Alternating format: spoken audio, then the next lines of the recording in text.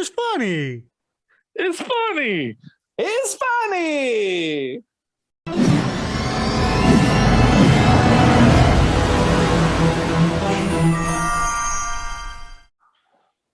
And welcome back to the Retro Review. I am the Bearded Geek. Joining me as always is Mikey the Freak.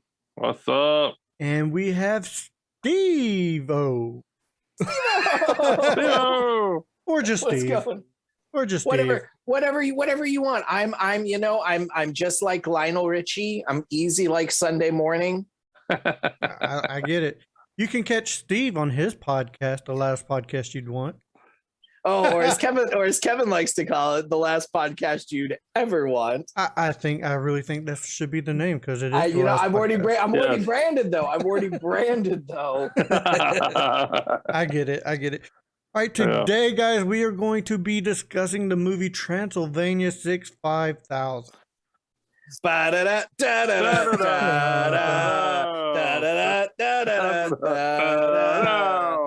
Transylvania 65000. Steve, why don't you tell us a little bit about this movie? Oh boy, it's a young Jeff Goldblum and Ed Begley Jr. They work for a newspaper, and they need to travel to Transylvania to check out Frankenstein. The common misconception. Frankenstein, of course, is the man that made him. We are talking about Frankenstein's monster. Yes. In which we get a pretzel man, we get a mummy, we get vampire Gina Davis. We get so many pre-connections. This is the first movie that Jeff Goldblum and Gina Davis starring together. Mm-hmm. This is the first movie that Gina Davis and Jeffrey Jones star in together. They would later go on to star in Beetlejuice together. And there's one other film, I forget what it was. You get Carol Kane, you get Michael Richards, you get Donald Gibbs, you get Ogre from Revenge of the Nerds without really knowing it's Ogre from Revenge of the Nerds. Werewolf man.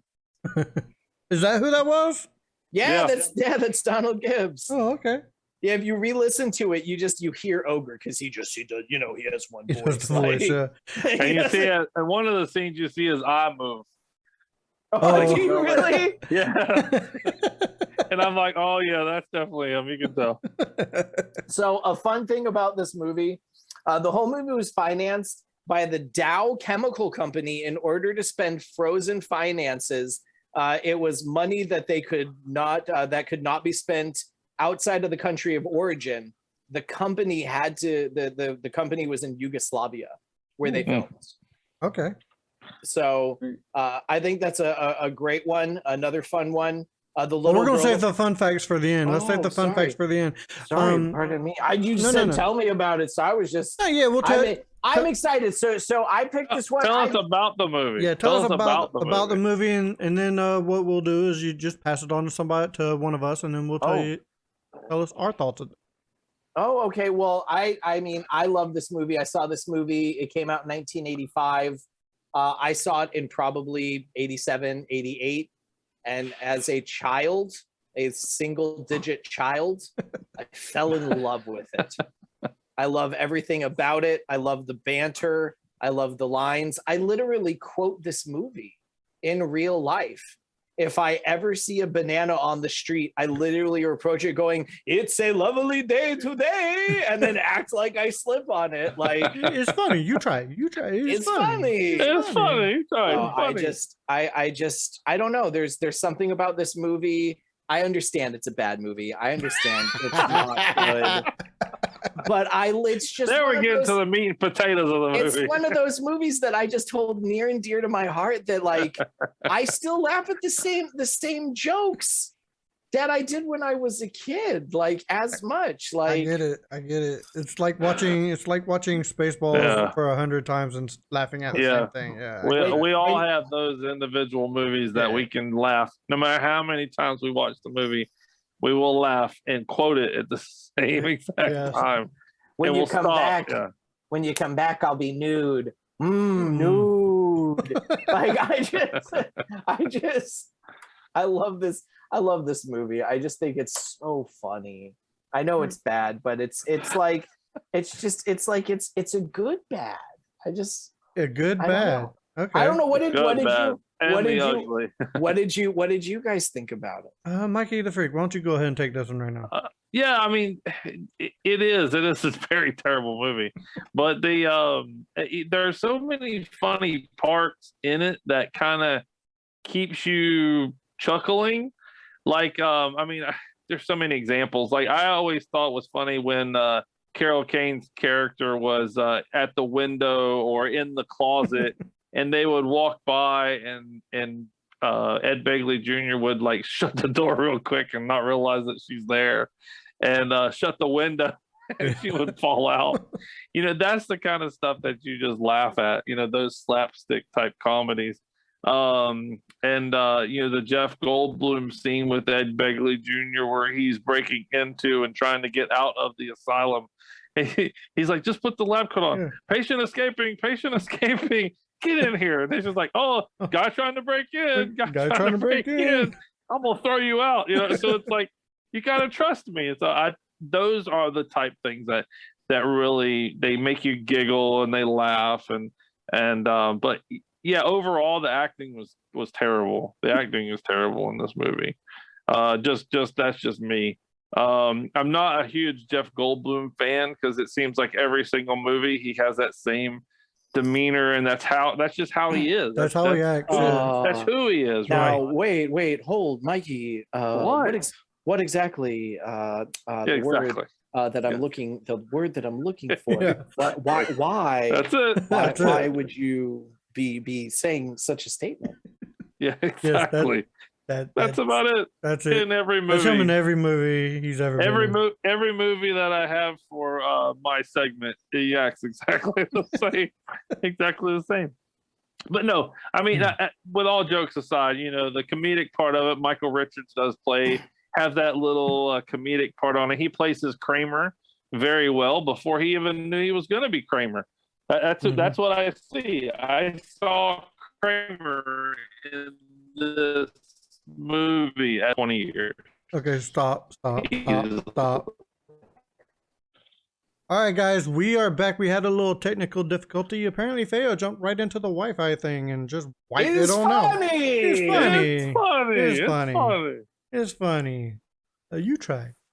But not too funny. Not too funny. Not too funny. Anyway, Mikey, you were saying Michael Richards and his... Wait, you stupid! It's funny. I'm sorry. Kevin. Why you were gone? I was telling Mikey, I could literally quote this movie all day long. I was just throwing random quotes at him. Mikey, please continue. I'm sorry. Oh yeah, I was lost. No, I was just basically saying that Michael Richards basically probably took some of this character and made it into his Kramer character. Yeah. And that's kind of why he was popular during the Seinfeld years. I can see that. Yes, that slapstick comedy type I don't know, type genre, whatever. Yeah, the slapstick part of it. Yeah, absolutely. All right. So, you gonna pass it on to me now?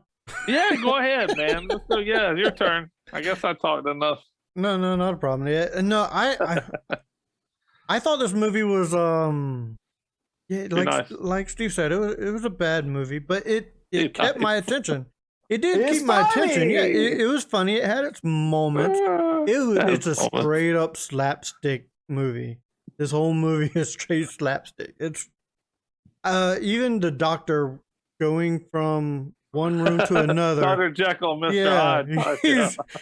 Once he enters a room, he's crazy. Dr. Malavacqua. Yeah. Malavacqua. And to show this, he messes up his hair. That's it. Yeah. Oh my God. It's good to be home. It's good. I'm good. Yeah. Would you like some tea? Yeah. It's your coffee break. Yeah. You want an espresso? What are you doing? Get back to work. It is very, very crazy, very slapsticky, but it does keep your attention and it does make you laugh at times. Alive, dead. Oh, he alive. He alive. I know what I'm doing. I know what I'm doing. No, he did. Yeah, he's dead. Yeah, that was funny. I literally could just give random quotes for the movie all day. Yeah, I probably like I'm the one obviously that loves it the most. But no, I love this movie. It's hilarious. It had it was not directed by Mel Brooks, but it did have a Mel Brooksy feel to it. And wonder why. Yeah. So tell us. So the person who directed it was who? The person who directed it was in Vinny. every Mel Brooks movie. Like Vinny from Spaceballs. Yes. He is in every Mel Brooks movie that's out there. Because pizza's gonna stand out for you. For you. You're delicious. Yeah. All right, now it's ratings time. We're gonna go ahead and give our ratings. Steve, why don't you give us your rating? 1 to 10, sir. Anything high enough? I'm just gonna give it a solid 7. I love this movie. Like it's in my eyes, in all a perfect world. If you had asked 9-year-old Steve to give this film a rating on 1 to 10, 10, 10 all the way. Yeah, 11, 12. I love it. I love it. I love it. No, in reality, this film's a solid 7. Like, this film will always make me laugh. I could easily watch this movie once a month, maybe even once a week as background noise as I'm doing work. I don't know. These are the kind of movies that formed me into the individual that I am today. It's a sentimental movie for you.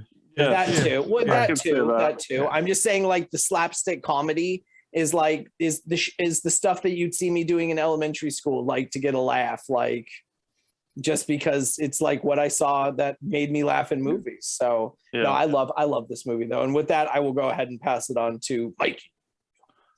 Yeah, I'm not as high as Steven, literally. So, no, you are not. Literally. I mean, man, where do I start? So the funny part, look, I do love the funny parts. You know, that little poke fun at the Carol Kane character, with shutting the door real fast. That type of comedy was funny, and then the Jeff Goldblum incident with Ed Begley trying to break into the insane asylum. Some of that kind of stuff, you kind of giggle and chuckle, and you can even laugh out loud sometimes in this movie. So that's one reason why I kind of like the movie. And then Gina Davis in a vampire costume, that adds a couple points just for me right there. A young Gina Davis. Oh yeah. Oh yeah. Even older Gina Davis, like, that would be good. Amen. But yeah, younger Gina Davis, 1985, or her career just started to take off at this point. Yeah, I'm gonna give it's probably more of a 4 for me. I couldn't sit there and watch it once a week. If it came on, I'd probably flip the channel. That's just, I gotta be honest. But yeah, I mean, if somebody were to watch this movie that has never seen it, just watch it once, and then you can do your own partake in, you can rate it and grade it from there, and you'll kind of see what we're talking about. Oh, if this movie were on fire, I wouldn't pee to put it out. Yeah. Pretty much. All right, Brandon Gig, what do you think? I'm gonna give it 1 higher than you. I'm gonna go ahead and give it a middle of the road 5. It's a bad movie. Don't get me wrong, but like Steve said, it's a good bad because it was meant to be bad. It was meant to be a very slapsticky and like that. It is what it was meant to be. It's not gonna win any Oscars. It's not gonna or anything like that. It's a very slapsticky, middle of the road movie. I would recommend it for someone who likes Mel Brooks movies because it reminded me of a real Mel Brooks movies. So I would recommend this movie, but I'm not going to give it any higher than a 5. It was shot as well as it could be shot for that time. and probably for the budget that they had, I think they blew the I mean, this movie had tons of stars in it. It had a but it was ton. before they were stars. I get that. This was like real early in their careers. Both Tom Hanks and Paul Reiser were considered for the Jeff Goldblum role and were turned down because the producers felt they weren't well-known names at the time. Okay, I got you. Imagine Paul Reiser as the Jeff Goldblum character. That's weird. Well, the Jeff Goldblum character is the one character that just stood out to me as it don't fit for the movie. He almost didn't fit the part, in my opinion. He stood out way too much as Didn't you hire me the straight man. Didn't you hire me to raise the structural integrity of this paper? No, I hired you to raise the vocabulary of this paper. Yeah. But 5. That's where I'm going with it. I love crap. I need crap. Look, crap. Where is Transylvania? Over that way somewhere. Oh, I popped on that line, and I popped on. You said it was a rape factory when in fact it was a rope factory. No, I popped on the where's Transylvania? It's over there somewhere. You'll find it. I popped on the Kramer. I can't remember. Michael Richards riding the horse in the closet. I mean, that was completely. It's like one of these old grocery store horses that in the closet that you like put 25 cents in, and all you're doing is this motion right here. He's riding one of those, and he's fun. And look, that's another one of those. That's another one of those slapstick things where previously in the movie, when they first get there, they slam his foot into the door and they pull his foot out, and it's his leg. And he's like, "Ha ha, it's funny." It's a fake leg. And then he does it a fake leg, and then he does it again in this one, and he actually yanks him through the damn door. And what I love on that scene, that was funny. Ed Begley goes to go, and he kicks himself off. Begley spins and grabs his leg. So when Ed Begley goes, Richards grabs his leg to be pulled with him off screen. Oh, gee. It was one of the. Yeah. I popped on those two things. I'm like, well, okay, there's a freaking grocery store horse in this thing. It was funny. That was funny. That was a good one. Steve, do you have any fun facts for this movie? So one of the fun facts that I love, a little girl that played Elizabeth's daughter was actually a local person from the town who spoke no English, and she had to be taught her lines phonetically on the spot. Okay. Oh, that's cool. Yeah. Another fun one is the fact that Jeff Goldblum recommended Ed Begley Jr. for the film, and Ed Begley Jr. recommended Michael Richards, in which Michael Richards actually won his audition within 30 seconds of straight doing a pratfall as he entered, and the producers actually tried to get him fired for him being too crass. Yeah, I can see that. I mean, that tracks actually. That tracks to current times. Yeah. What I love, this is probably one of the shortest reviews that Leonard Maltin has ever given on Entertainment Tonight. Transylvania 6 5000. It stunk. It's actually just shorter than that. It was just Transylvania 6 5000 stunk. Well, I'm Leonard Maltin, Entertainment Tonight. He knows his shit. What was the other fun one? The other fun one is the show was originally pitched to be a TV series with Tom Hanks and Peter Scolari when they were doing Bosom Buddies. I was about to say it became Bosom Buddies. Yeah. Well, and the thing is the director had actually talked to Scolari about it, and it was turned down because the producers had never heard of Tom Hanks. So they had no interest in doing it, which I think would have been an interesting role of the choice. And this film was theatrically released in the United States on November 8th, 1985. It grossed $7,196,872. In 85? That's in a lot. 85 against a $3 million budget. So this film was not at all a flop. by the standards of the 80s, that I would say that's a success. That's a big success. Yeah. So, and it was shot on a 30-day schedule, and on the first day of filming, they had snow, and most of the actors and the background people were all hired day of. Oh wow. Oh, I would have to say in November of '85 there was probably nothing out, and that's why this was a big success. Maybe. All right. Yeah. They'd have to do the research. I know Back to the Future came out in '85, and it wasn't November. No. I have no movie memorabilia for this movie. There's nothing. Oh, yeah. I want the phone. If someone can find that damn snake phone, the phone bit me right there. I would love to have that phone out of any movie memorabilia that I would own. It's that phone that Jeff Goldblum is talking into. So here's the question though: Would you get it? Would you get it though if on the catch, every time it rang, the ring was only do do do do do. Yes, that would make it authentic. Yes, absolutely. Okay. Absolutely, that would be authentic. What do we? And I would have Jeff Goldblum sign that bitch at a Comic-Con. Oh, what do we have for some related reels then, Mike? All right. So I picked a few actors. As we know, the actors and actresses in this movie, this was one of their first couple movies that were starting out. I did pick Jeff Goldblum, of course. I just kind of threw in some of the ones that maybe I know everybody knows about, but maybe you haven't seen.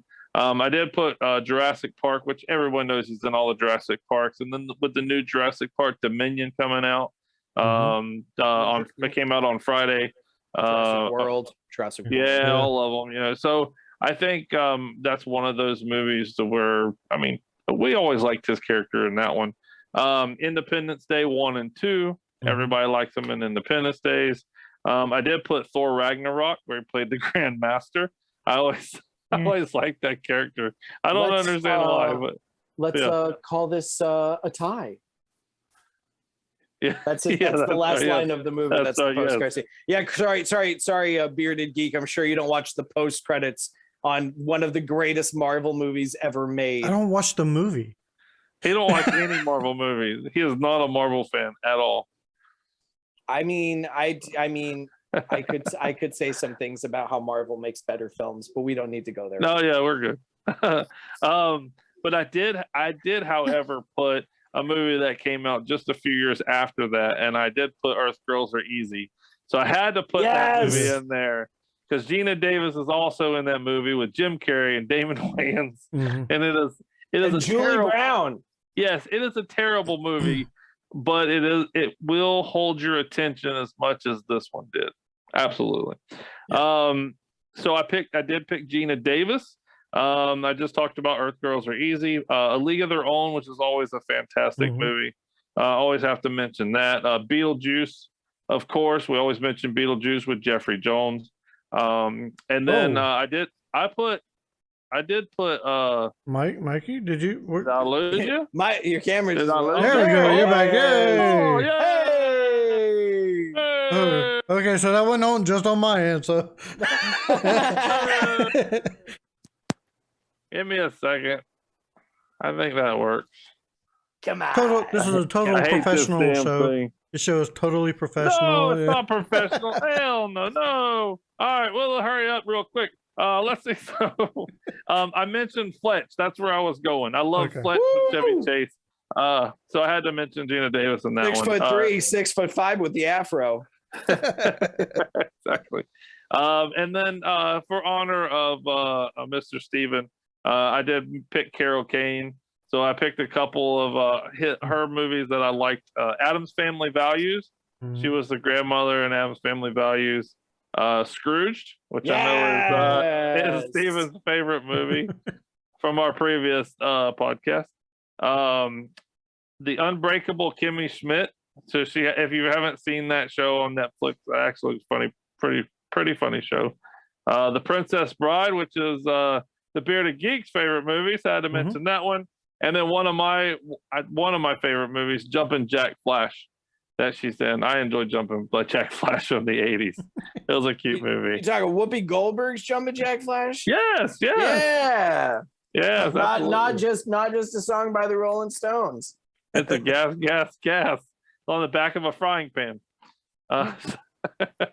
So yeah, so that's it. That's my awesome. actors. Well, as we come to a close, make sure you do all the YouTuber things. Give us a good old thumbing. Hit that like and subscribe. Tell us what you thought of this movie if you've seen it. If not, go see it and then tell us what you thought of it. It's available on Amazon. Yeah, available on Amazon Prime. Amazon Prime. Thank you, Steve, for joining us on Back to the Retro Review. Steve may be you may see regular for a little bit. Yeah, you may see Steve for a while until Bebo is able to come back. Enjoy having him on. Thank you for coming on, Steven. I might just hang around. Yeah. Give us a little plug on your podcast, sir. Oh, thank you. My podcast is The Last Podcast You'd Want. We try and drop every Sunday. You can check it out with your audio ears if you like. We recently started uploading episodes to the YouTubes. The YouTube. The YouTubes. The Last Podcast You'd Want is the channel. The Last Podcast You'd Want is the podcast. You can find us on Twitter if you want to do that. We don't post anything, but at TLPYW. And on Instagram at The Last Podcast You'd Want. Awesome. Tip the Beal. Try the staff. So after you watch his on Sunday, watch ours on Monday when we post ours. There you go. Bang. I like the connection. All right. So for Mikey the Freak and Steve, I am the Bearded Geek saying, keep it retro, everybody. Peace.